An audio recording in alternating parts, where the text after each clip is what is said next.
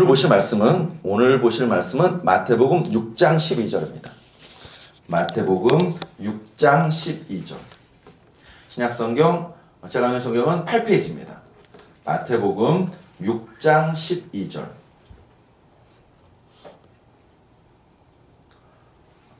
마태복음 6장 12절.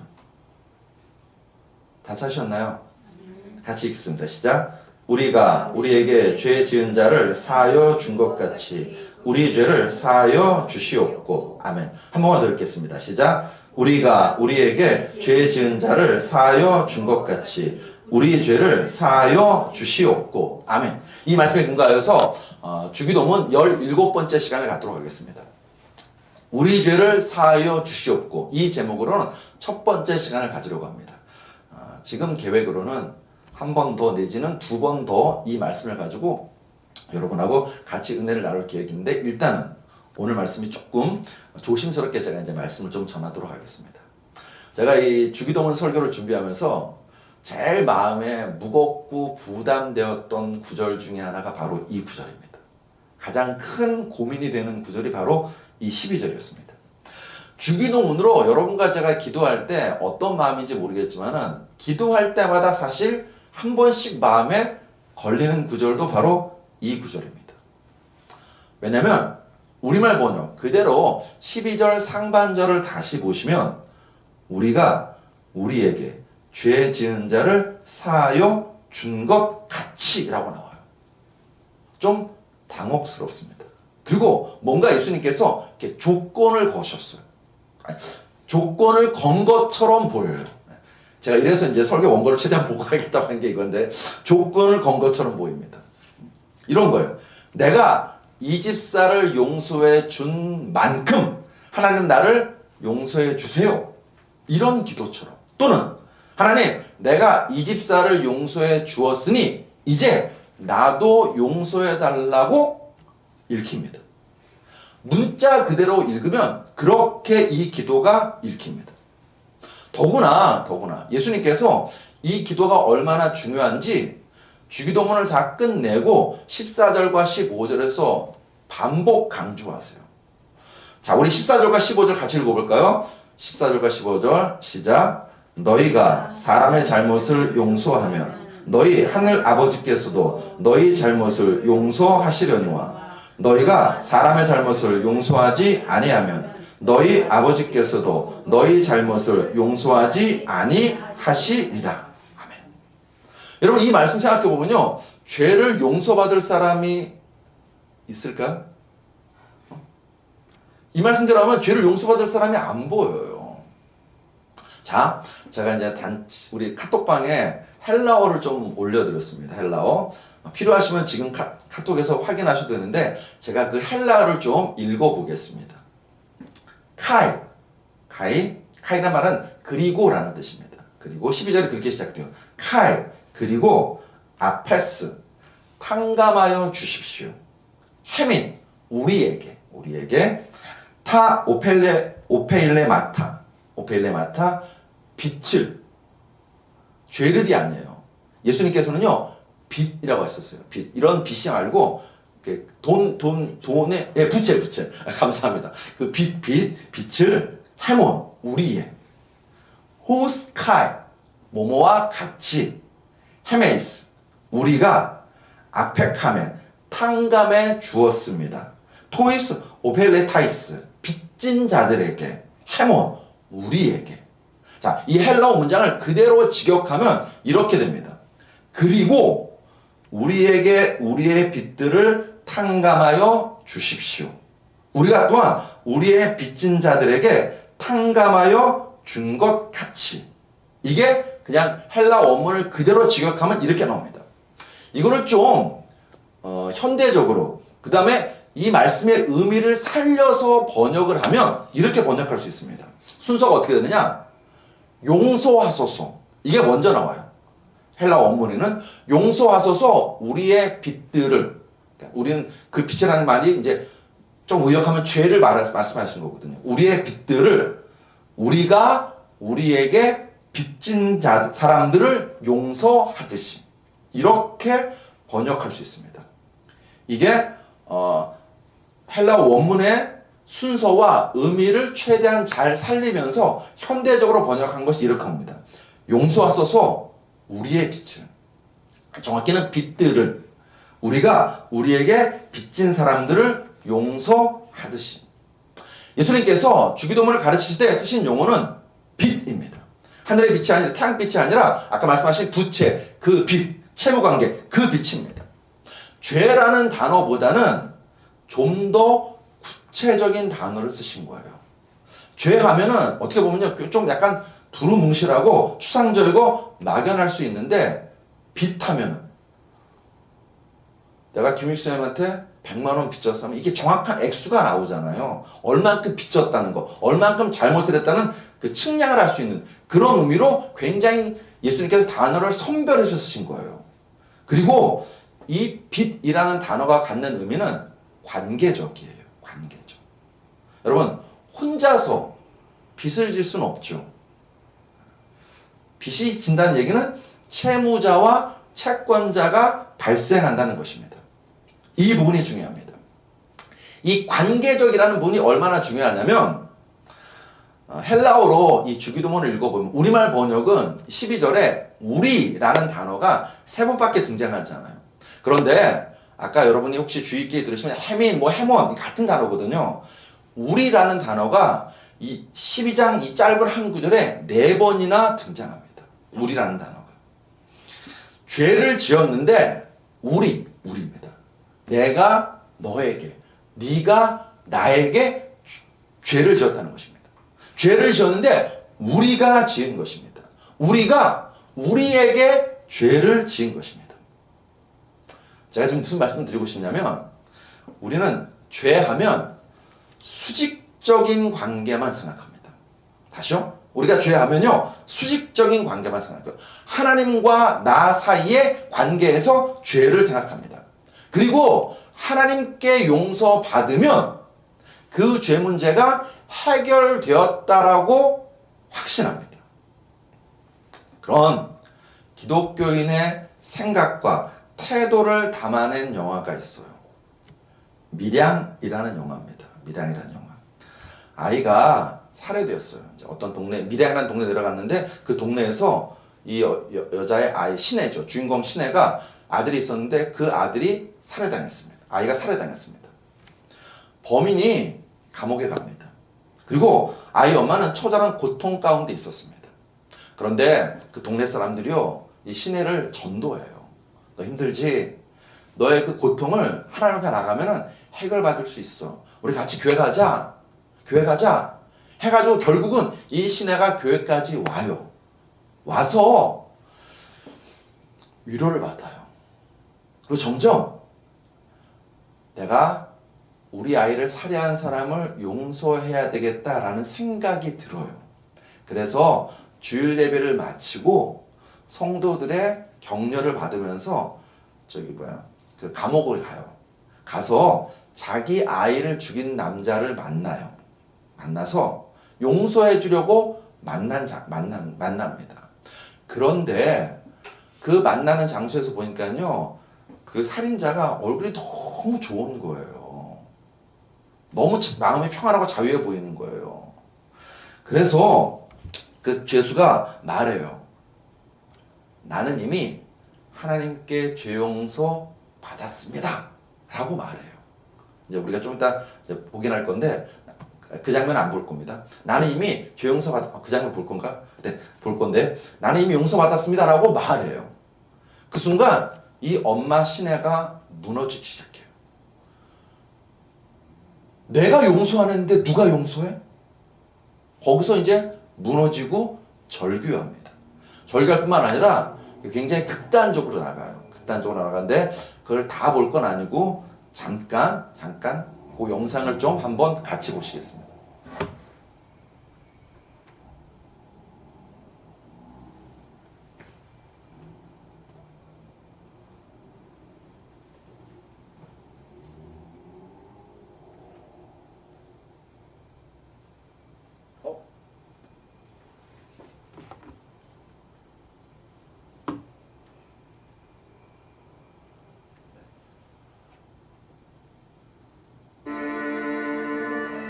싸늘하게 식어버린 아들 준이의 시신을 말이죠.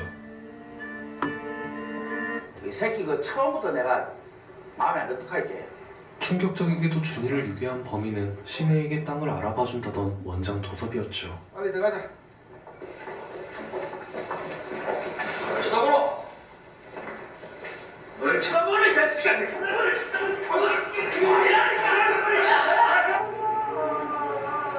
준이의 화장을 넋이나간 채 바라보는 신혜. 준이의 할머니는 눈물 한 방울 보이지 않는 신혜가 못마땅한데 너는 눈물도 없나? 사과 보내고 새끼까지 보내고. 저기 준이 할머니 되십니까? 그 손주 잃어버리고 마음이 참 아프시지? 이해하거든요. 근데 뭐이 상황에서 암만 해도 엄마가 제일 안 슬프겠습니까? 그지?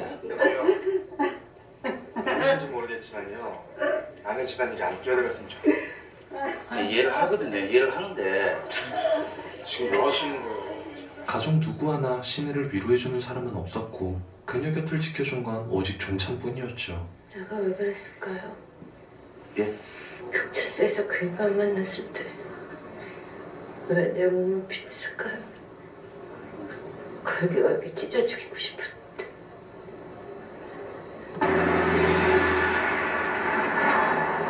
길을 걷던 중 복통을 느끼고 약국을 찾은 신혜. 원장님 오셨네. 안녕하세요. 어디가 아프신데? 두통입니까? 생리통이요. 아, 그리고 이번에도 약사는 어김없이 전도를 하려드는데 원장님. 내가 약국에서 약을 팔지만 그 마음의 고통은 고칠 수가 없어요. 그거를 치유할 수 있는 거는 하나님 사랑밖에 없어요. 만약에 하나님이 계시고 하나님의 사랑이 그렇게 크시다면요. 하나님 계시지. 하나님 사랑이 크시지. 한도 끝도 없이 크시지. 그렇다면 우리 준이가 왜 이렇게 처참하게 죽게 내버려 두셨어요? 그래도요. 세상 모든 일에는 주님의 뜻이 있다는 걸 아셔야 돼. 준이의 죽음이 하나님의 뜻이라며 말도 안 되는 억지를 늘어놓는 약사. 세상에 주님의 뜻 아닌 게 없어요. 신혜는 그런 약사의 말들이 어이없을 뿐이었죠. 사망신고 했으니까 준이의 사망 신고를 하러 온 신혜. 중독번호는요. 그런데 자신의 주민등록번호를 기억하지 못하고 본인 맞아요. 근데 본인 중독번호 모르세요? 순간 당황한 신혜는 가방을 뒤지다 소지품들을 바닥에 쏟아버렸죠. 진짜 왜 따라요? 애써 눌러왔던 감정이 폭발해버린 신혜. 때마침 종찬이 그녀를 데리러 왔습니다. 바깥으로 나온 신혜는 갑자기 이상 증상을 보이는데 신혜 씨 와 그래요? 어디 아파요? 예? 그런 그녀 앞에 교회 현수막 하나가 눈에 들어오고 공책문 마음을 풀어주게 해주옵소서. 그 일로 기도회에 참석한 신혜는 처음으로 참았던 울음을 놀놓아 터뜨립니다. 하나님이여 치유해 주소서.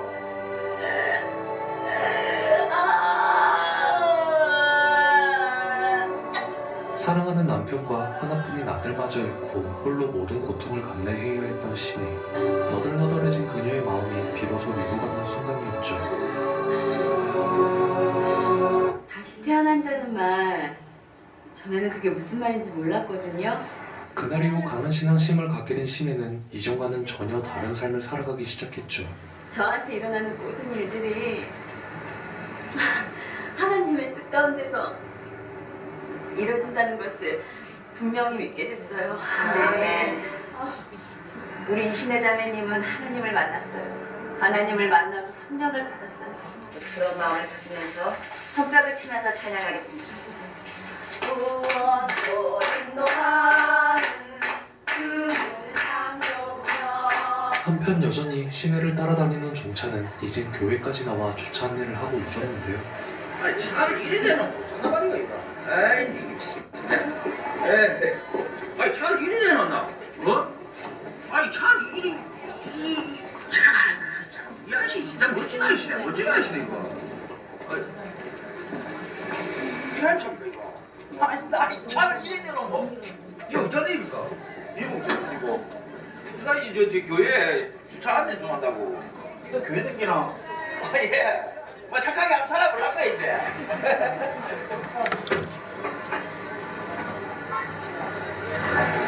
이제 뭐 소주 한잔 사주시랍니까? 김 사장님. 아유 신혜 씨 나오셨어요? 김 사장님은 왜 교회 나오세요? 신혜 씨 오해하고 계시네요. 그게 아니고 나도 믿음이 있습니다. 지금 하나님 보고 계세요. 하나님 앞에 정말 믿음 있다고 맹세할 수 있어요?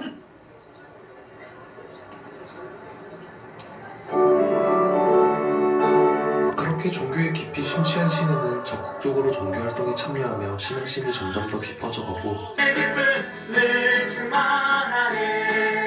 동네 주민들과도 활발히 어울리며 우울했던 과거와는 달리 마음의 평화를 찾은 듯 싶었지만 실상은 혼자일 때면 준이의 기억에 눈물을 흘리는 신혜. 겉으론 행복해 보이던 신혜는 여전히 고통 속에 머물러 있었습니다. 사랑받기 위해 태어난 사람. 생일을 맞은 신혜를 위해 교인들이 생일 파티를 준비해 주었고 그 자리에서 신혜는 스스로를 향한 중대한 결정을 내립니다. 용서해 주려고요. 하나님이 원수를 사랑하고 용서해 주라고 하셨잖아요. 바로 자신의 아들을 죽인 도섭을 찾아가 용서하겠다는 결심. 그게 쉬운 일이 아닙니다. 오래 생각한 거예요, 목사님. 제가 주님을 받아들이고부터 난 무엇을 해야 되나 늘 생각했었거든요. 이신혜 씨 교도소 갈 때 하나님 꼭 따라가실 겁니다. 목사와 교인들 앞에서 자신의 뜻을 전한 신혜는 축하와 격려를 받으며 교도소로 향하는데요. 잘 갔다 오겠어. 기도할게. 고맙습니다. 잘 다녀올게요. 모두가 신혜의 용기를 응원하고 있었지만 종차는 그녀가 걱정됩니다. 마음으로 용서하면 되다 아닙니까?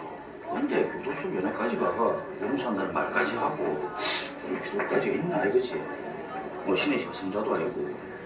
왜요? 데려다 주기 싫으세요? 그게 아니고 예. 가실 거예요, 말 거예요? 가입시다. 도섭을 위해 꽃까지 들고 교도소에 도착한 신혜. 초조하게 접견을 기다리던 그녀는 마침내 도섭과 마주하게 되는데 얼굴이 좋네요, 생각보다. 죄송합니다. 아니에요, 건강해야죠. 내가 오늘 여기 찾아온 건요, 하나님의 은혜와 사랑을 전해주러 왔어요. 그때 도섭이 꺼낸 말은 바로 정말 고맙습니다. 이 교도소에 들어온 뒤로 하나님을 가슴에 받아들이게 됐습니다. 하나님이 이 죄 많은 놈한테 손 내밀어 주시고 그 앞에 엎드리가 지은 죄를 회개하도록 하고 제 죄를 용서해 주셨습니다. 하나님이 죄를 용서해 주셨다고요? 예. 눈물로 회개하고 용서받았습니다.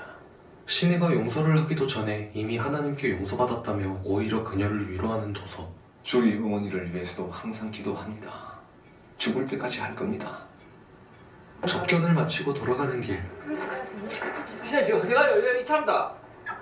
충격을 받은 신혜는 결국 의식을 잃고 쓰러지고 말았죠. 신혜 씨. 도섭과의 만남 이후 다시 지옥 같은 일상으로 돌아온 신혜.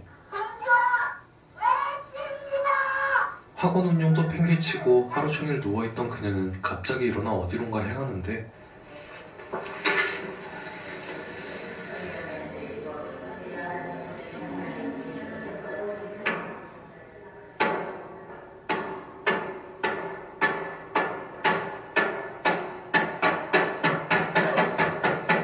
분위기가 참 무겁네요.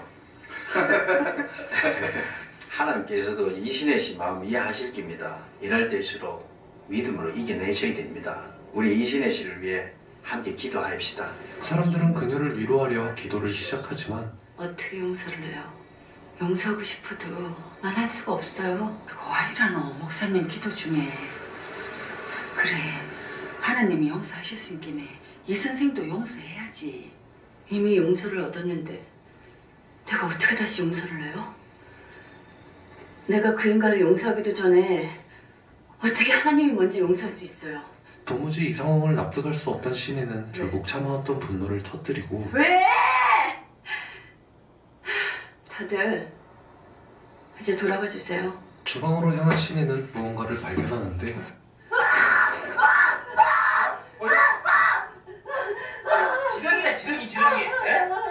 지금 다시 안 올라가겠네. 네. 사실 이 뒷장면이 되게 다 안 좋아요. 그러니까 저 주인공이 정말 극단적으로 치달아요. 여기서 강대상에서 말을 담기 어려울 정도로 극단적으로 치달아요. 여러분은 어떻게 생각하시는지 모르겠습니다. 저 신의 절규가 내 절규 같은지, 아니면 아직 신혜가 하나님을 제대로 못 만나서 저렇다라고 생각하는 것은 아닌지. 저 영화는 현대 기독교인의 문제점을 굉장히 적나라하게 고발한 영화입니다.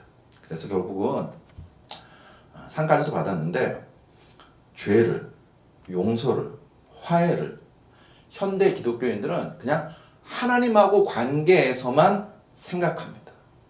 아니라는 거예요. 아니라는 거예요.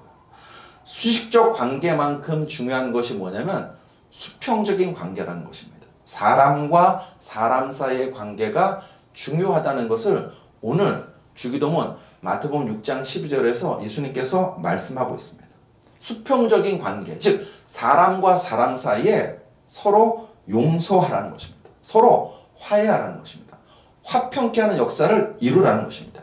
그것이 하나님의 뜻이라고 예수님께서 마태복음 6장 12절 주기도문에서 가르쳐주고 계시고, 그것이 우리에게 얼마나 필요한지 일용할 양식을 구하는 것처럼 일용할 용서를 매일매일 구하라고 말씀하십니다.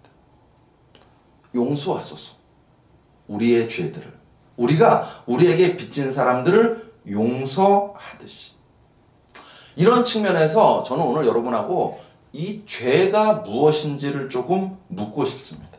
혹시 우리가 이 죄의 문제에 대해서 놓치고 있는 것이 아닌지 생각해 보고 싶습니다. 그래서 우리가 우리에게 빚진 자들을 용서하는 은혜가 우리 안에서 일어나기 원합니다. 자, 여러분, 죄하면 가장 먼저 뭐가 떠오르시나요? 죄하면 이게 원죄 이렇게 나올 줄 알았어요. 아무도 안 해. 김수영 원죄라고 하신 거죠? 네. 우리는 죄하면 원죄를 떠올립니다. 아담과 하와가 하나님과 같이 되고자 하는 죄를 저질렀습니다. 분명 그것 죄입니다. 그런데 창세기를 열면, 성경을 잘 읽어보시면 그 장면에는 죄라는 단어가 등장하지 않아요. 물론 죄라는 단어가 등장하지 않는다고 해서 죄가 아니냐? 아니죠. 분명 죄입니다. 어떻게 감히 우리가 하나님과 같이 되려고 하겠습니까? 그 마음, 그 생각을 눈꼽만치라도 가지고 있는 순간부터 그것은 벌써 죄입니다. 그런데 우리가 여기에 매몰되어서 죄를 그냥 하나님과 나 사이의 관계의 문제로만 생각하면 안 된다는 거예요.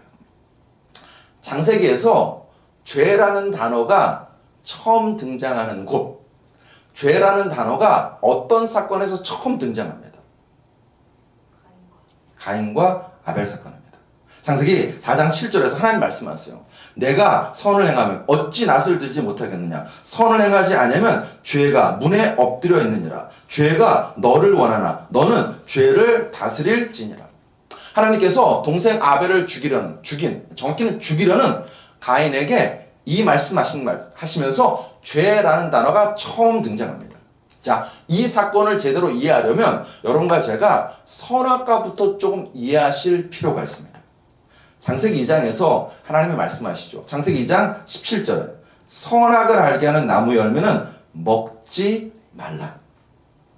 우리는 자꾸 이게 어떤 나무고 어떤 열매인지 이제 여기에 관심을 가져요. 그리고 뭐 사과네, 복숭아네, 뭐 이런 얘기 하는데 그건 나중에 하나님께 물어보면 됩니다.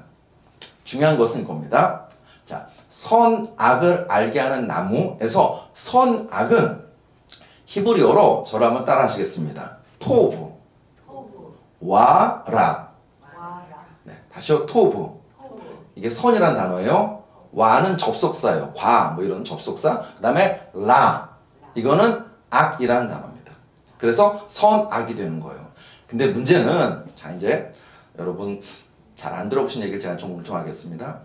이 선악 할 때 이 토부가 선인데, 이 토부라는 단어는 여러분 혹시 되게 친숙한 단어예요. 어디에 등장하죠? 토부. 제가 설교도 했는데. 네, 맞아요. 보시기에 좋았더라. 할 때 그 좋았더라가 토부예요.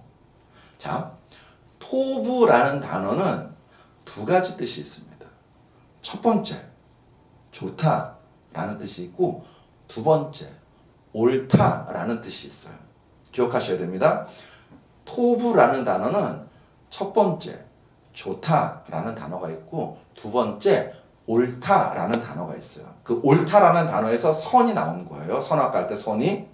자, 그 다음 악이라는 단어는 히브리어로 라라는 단어입니다. 라라는 이렇게 제가 카톡에 올 거 그랬어요. 라라는 단어인데 이 라라는 단어도 두 가지 의미가 있어요. 어떤 거냐? 좋다의 반대말이 뭘까요? 나쁘다도 되고 싫다.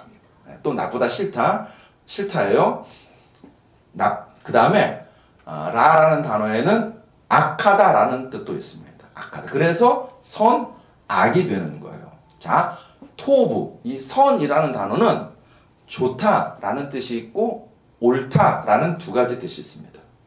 라라는 단어에도 싫다라는 뜻과 악하다라는 두 가지 뜻이 있습니다. 그러므로 토부와 라, 선, 악은 이 두 단어, 토부와라는 단어는 이렇게도 번역할 수 있어요.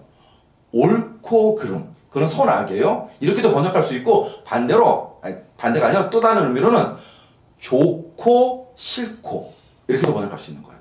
다시요. 토부와라는 선악이라는 말로 우리가 번역되어 있는데 어떻게 번역할 수 있냐면 옳고 그름이라고도 번역할 수 있고 좋고 싫음이라고도 번역할 수 있습니다. 잘 따라오고 계시죠? 잘 따라오셔야 돼요. 중간에 놓치면 어느 순간 제가 이제 이단이 되어 있을 수도 있어요. 자, 선악을 알게 하는 나무의 열매를 먹기 전까지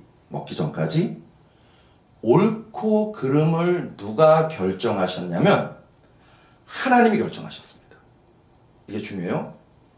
선악을 알게 하는 나무의 열매를 먹기 전까지 선과 악, 즉 옳고 그름을 누가 결정하셨냐면 하나님이 결정하셨어요. 그게 선악과 나무의 어떻게 보면 결정적인 의미예요. 하나님이 선이라고 하면 선인 거예요. 하나님이 악이라고 하면 악인 거예요. 그래서 선과 악, 옳고 그름이 굉장히 명확했습니다. 그런데 선악과를 먹었다는 말은 어떤 의미로 해석될 수 있냐면 옳고 그름이 좋고 나쁨으로 바뀌었다는 얘기예요. 다시요. 선악과를 먹었다는 것은 옳고 그름이 좋고 나쁨으로 바뀌었다는 거예요. 자, 여기서 결정적인 건 누구에게 좋고 나쁘다로 바뀌었을까요? 그렇죠. 사람에게요. 정확히는 나에게요. 나에게 좋고 나쁨으로, 좋고 싫음으로 바뀌었어요. 선악과를 먹기 전까지는요, 기준이 누구였나요? 하나님이셨습니다. 그런데 선악과를 먹고 난 다음에 기준이 나예요. 선과 악의 기준이 나예요. 선악과를 먹기 전까지는요, 옳고 그름, 선과 악의 기준이 자기 밖에서 나왔어요. 그 자기 밖이라는 것은 하나님이십니다. 하나님이 선이라고 하면 선인 거예요. 팥으로 콩을 쓴다고 해도 그거는 그냥 선인 거예요. 진리인 거예요. 왜? 하나님 말씀이에요. 그런데 선악과를 먹는 순간부터 어떤 일이 벌어지는가? 내게 좋으나? 내게 나쁘나? 나한테 좋나? 나한테 싫은가? 이게 굉장히 중요한 기준이 된 것입니다. 내가 좋으면 선이에요. 내가 나쁘면 악이에요. 내게 좋으면 선이에요. 내게 안 좋으면 악이에요. 그 전까지는 옳고 그름, 옳고 그름이 진리와 비진리의 문제였는데 이제는 개인의 선호 문제로 바뀐 거예요. 나에게 좋으면 선, 나에게 안 좋으면 악이 된 것이죠. 제가 잘 설명드렸나요? 이해되셨죠? 네, 이해되셨어요? 선과 악, 옳고 그름, 진리와 비진리의 판단 주체가 창세기 1장과 2장에서는 하나님이셨어요. 그런데 선악과를 먹었다는 말은 그 선과 악, 옳고 그름, 진리와 비진리를 판단하는 기준이 이제는 자기라는 거예요. 안타깝게도 아담과 하와는 선악을 알게 하는 나무의 열매를 먹었어요. 그 얘기는 이제는 자기에게 좋은 것이 선, 자기에게 안 좋고 자기 마음에 안 들면 악이 되는 것입니다. 세상이 이렇게 바뀐 거예요.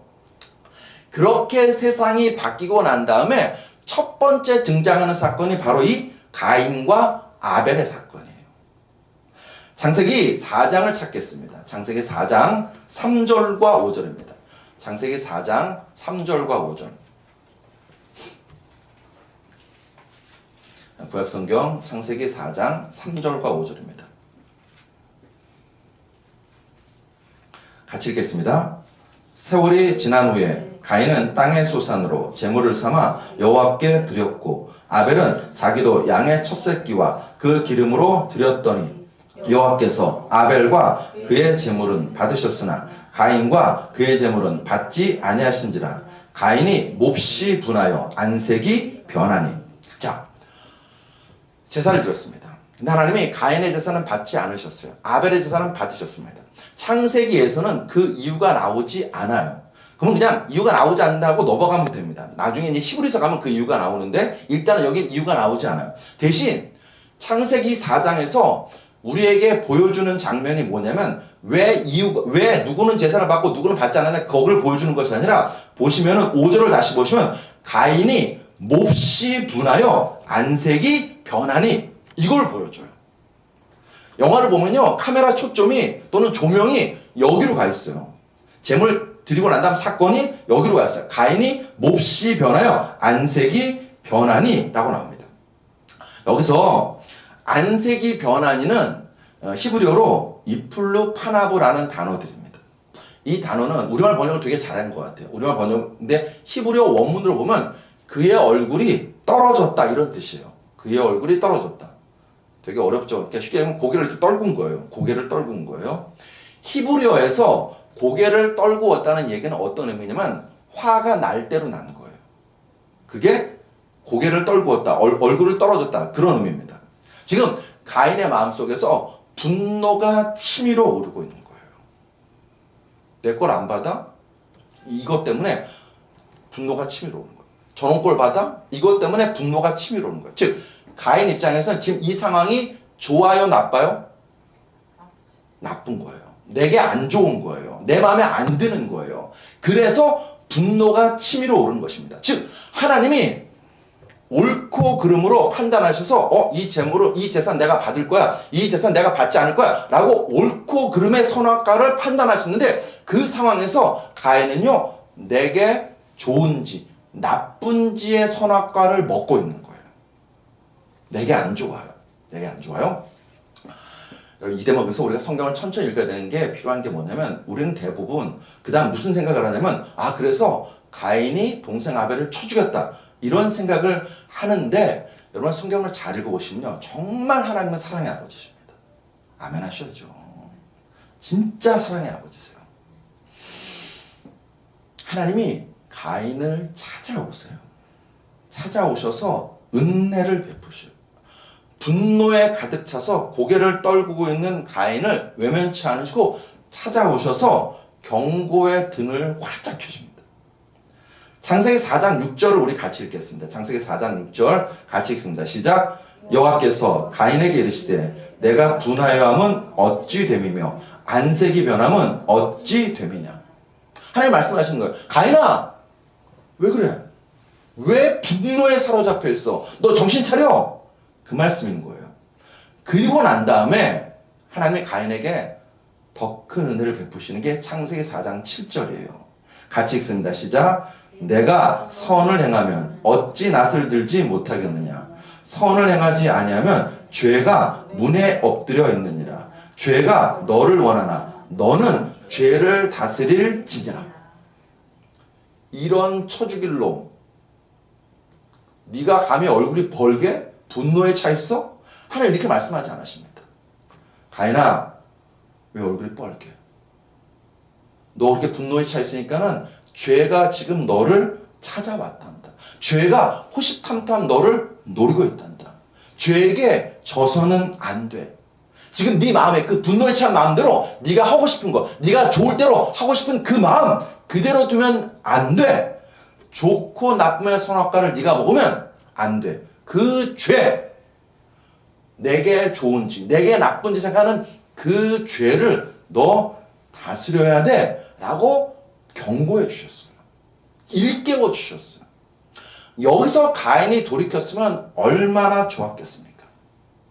그런데 가인은 이미 옳고 그름의 선악과가 아니라 내게 좋은지 나쁜지의 선악과를 먹었기 때문에 하나님께서 말씀하시는 그 옳고 그름 귀뚱으로도 안 됐습니다. 귀뚱으로도 안 듣고 어떻게 하느냐? 동생을 불러내서 돌로 쳐 죽입니다. 질투와 분노에 가득 차서 형제 관계를 완전히 파탄냅니다. 이웃을 미움과 증오와 폭력으로 대한다는 것입니다. 하나님께서 분명 그 죄를 짓지 말라고 경고하셨음에도 불구하고 나의 형제를, 나의 이웃을 미움과 증오와 폭력으로 대한다는 것입니다. 왜요? 내게 좋은지 안 좋은지 그 기준으로 피를 나눈 형제에 대해까지 미움과 증오와 폭력을 멈추지 않는 것입니다. 그리고는 하나님께 대들어요. 창세기 4장 9절 하반절에 내가 내 아우를 지키는 자니까. 죄를 저지른 인류가 하나님께 던진 첫 질문이고 대듭입니다. 다시 강조합니다. 죄라는 단어가 어디에서 처음 등장하냐면 바로 이 대목 창세기 4장에서 처음 등장합니다. 분노에 사로잡혀서 인간관계를 미움과 증오와 폭력으로 파괴하려는 인류를 향해서 하나님이 경고하세요. 죄라는 단어까지 쓰면서 경고하세요. 그러지 말라고. 내가 내 아우를 지키는 자니까 라고 대드는 그 가인을 향하여서 하나님께서는요, 죄가 지금 너를 다스리려고 그래. 죄가 너를 집어삼키려고 그래. 너 그래서는 안 된다라고 경고에 경고를 거듭하는 자리에서 죄라는 단어가 처음 등장합니다. 이 창세기 4장에서 하나님이 말씀하시는 기준으로 따지면 죄란 형제를 향한 미움, 증오, 폭력입니다. 다시요. 창세기 4장에 따르면 하나님 말씀하시 생각하시는 죄란 미움, 형제를 향한 미움, 증오, 폭력입니다. 하나님과의 수직적인 관계만큼 중요한 것이 뭐냐면 네 이웃, 네 형제들과의 수평적인 관계도 중요하다는 거예요. 그만큼. 이 메시지는 홍수 심판에서도 그대로 드러납니다. 자, 창세기 6장 5절을 찾겠습니다. 창세기 6장 5절.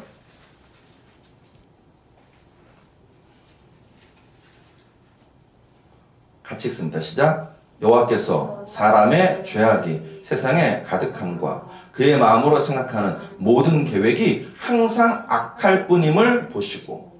네. 여러분, 악이라는 단어는 창세기 2장 선악과에서 처음 등장했어요. 그리고 또 어디 등장하냐면 바로 여기 창세기 6장에 악이라는 단어가 두 번째로 등장합니다. 하나님께서 무언가를 보시고 악하다고 말씀하세요. 그 악이 얼마나 컸는지 하나님께서 끝내는 홍수로 심판하십니다. 대번에 사람들은 무슨 생각을 하냐면 이 창세기 6장 1절부터 나오는 하나님의 아들과 사람의 딸들의 결혼, 즉 성적인 타락 때문에 하나님께서 이렇게 심판하신다라고 생각합니다. 그런 면도 있겠죠. 그런데 성경을 읽을 때는요, 반복되는 것이 나오면 거기에 좀 관심을 기울일 필요가 있어요. 이 홍수 심판에 앞서서 반복되는 단어가 있습니다. 자, 창세기 6장 11절로 13절을 보시겠습니다. 창세기 6장 11절로 13절. 같이 읽습니다. 시작. 그때에 온 땅이 하나님 앞에 부패하여 포악함이 땅에 가득한지라. 하나님이 보신즉 땅이 부패하였으니 이는 땅에서 모든 혈육 있는 자의 행위가 부패함이었더라. 하나님이 노아에게 이르시되 모든 혈육 있는 자의 포악함이 땅에 가득함으로 그 끝날이 내 앞에 이르렀으니 내가 그들을 땅과 함께 멸하리라. 아멘. 자, 여기에 반복되는 단어가 있습니다. 제가 한번 읽을 테니까 어떤 단어가 반복되는지 한번 찾아보십시오. 그 땅은 아니에요. 또 땅이 반복되면 많이 되니까 땅이라고 하시면 안 됩니다. 그때 온 땅이 하나님 앞에 부패하여 포악함이 땅에 가득한지라. 하나님이 보신즉 땅이 부패하였으니 이는 땅에서 모든 혈육 있는 자의 행위가 부패함이었더라. 하나님이 노아에게 이르시되 모든 혈육 있는 자의 포악함이 땅에 가득함으로 그 끝날이 내 앞에 이르렀으니 내가 그들을 땅과 함께 멸하리라. 두 단어가 반복되고 있습니다. 어떤 단어인가요? 부패요. 포악입니다.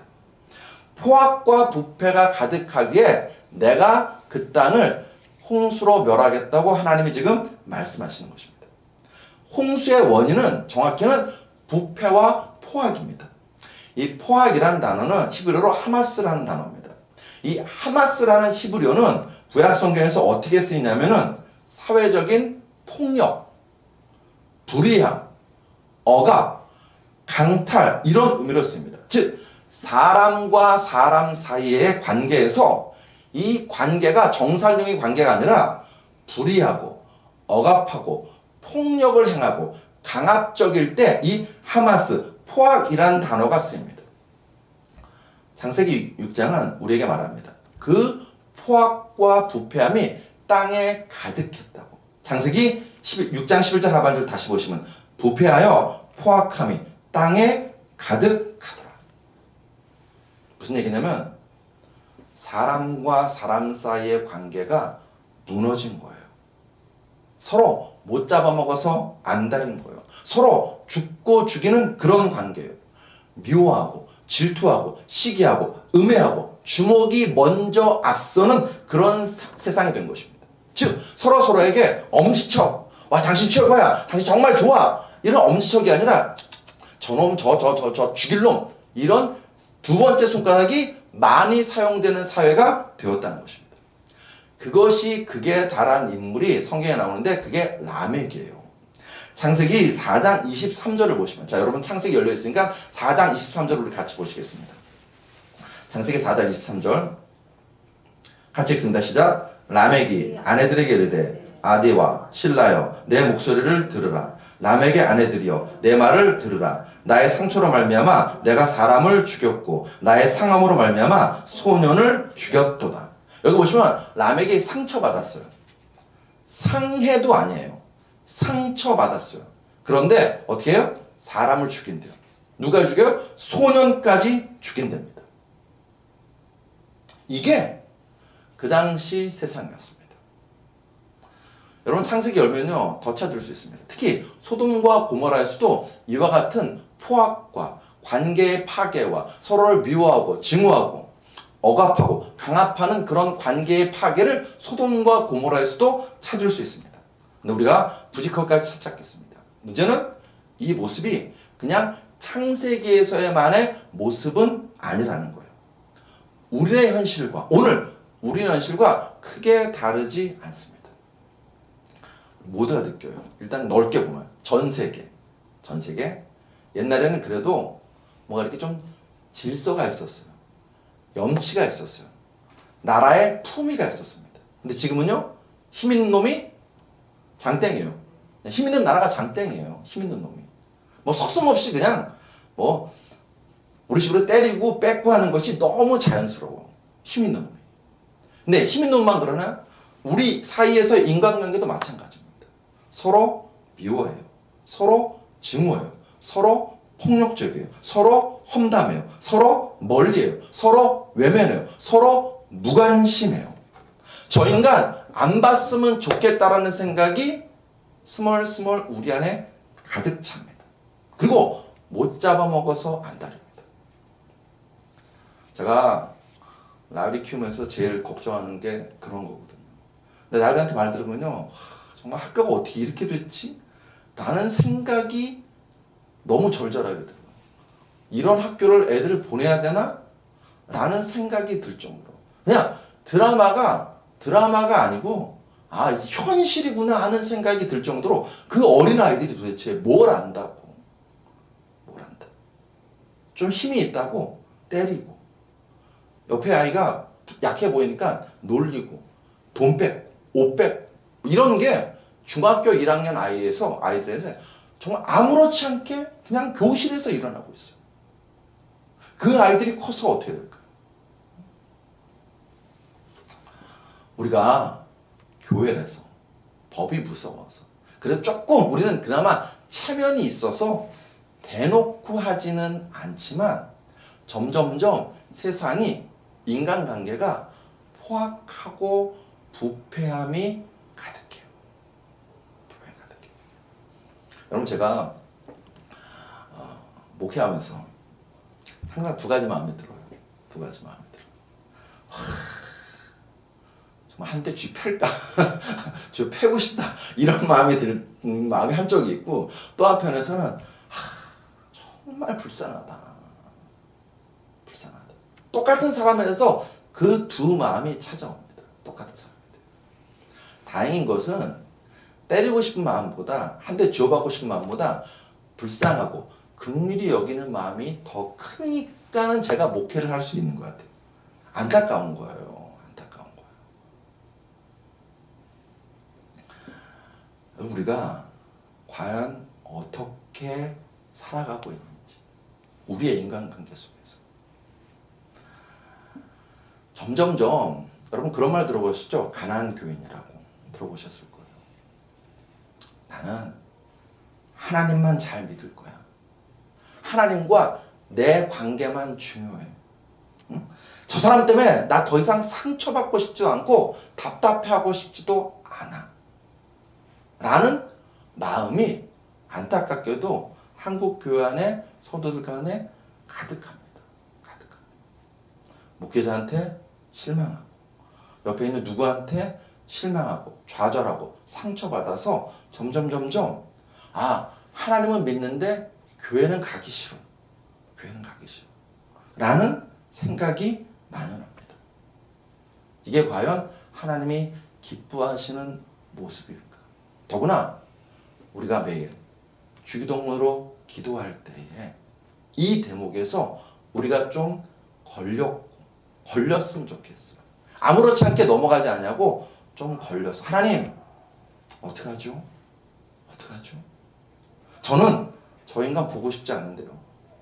어떻게 저런 사람이 목사라고 할 수 있죠? 어떻게 저런 사람이 장로라고 할 수 있죠? 어떻게 저런 사람이 교회를 10년, 20년 따라고 할 수 있죠? 라는 그런 마음을 일단은 하나님께 토로하고, 그리고 이 기도를 올리는 거예요. 우리의 죄를 용서해달라고. 우리의 죄를. 말씀을 정리합니다. 미국에서 목회하시는 김명복 목사님이라는 분이 계십니다. 이분이 이 마태복음 6장 12절에 설교 제목을 이렇게 잡으셨어요. 우리는 공범이다. 이게 마태복음 6장 12절 이분의 설교 제목이에요. 개인적으로 너무 깊이 와닿았습니다. 우리는 내 눈에 있는 들보보다는 남의 있는 눈의 티가 더 크게 보여요. 내 눈에 들보는 아예 안 보여요. 우리는 나에게 상처 준 거는요, 돌에 새겨놔요. 그런데 내가 상처 준 거는 내가 무슨. 그러니까 목회하면서 제일 재미난 사실, 이게 재미나다고 표현하면 안 되는데, 상처받은 분은 정말 많은데 상처 주었다고 자책하거나 기도하시는 분은 제가 아직 못 봤어요. 마태복음 6장 12절의 이 기도는 오늘 우리를 일깨우고 있습니다. 네가 보는 그놈이 죄인인 거 맞아. 그런데 그놈만 죄인이 아니라 너도 죄인이야. 우리는 공범이야. 그래서 여러분, 이 마태복음 6장 12절은 이렇게 결론을 내올 수 있습니다. 이렇게 결론을 낼 수 있어요. 저를 한번 따라 하시겠습니다. 이런 기도예요. 이런 기도. 저를 따라 하시겠습니다. 용서해 주소서. 용서하게 해 주소서. 안 되잖아요. 내 힘으로 어떻게 이해가 됩니까? 용서가 됩니까? 납득이 됩니까? 안 돼요. 그래서 이 기도 들을 때마다 하나님, 우리 용서해 주세요.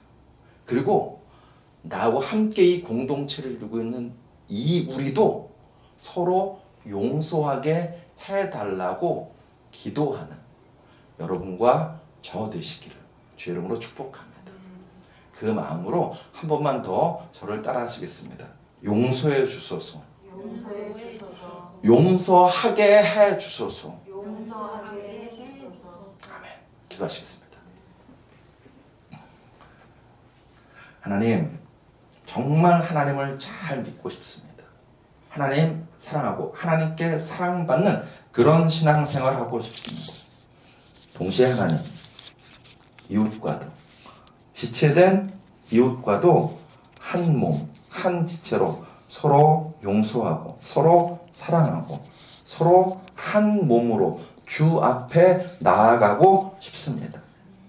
우리에게 그와 같은 용서의 은혜를 부어 주시옵소서. 수직적인 관계에서도 사랑의 관계로, 수평적인 관계에서도 용서와 화해와 화목의 관계가 될 수 있도록 역사하여 주시옵소서. 다시 간구합니다. 그러고 싶은데 정말 잘 안 됩니다. 그러려고 하면 할수록 내 마음만 답답하고 어려운 거 잘 아시죠?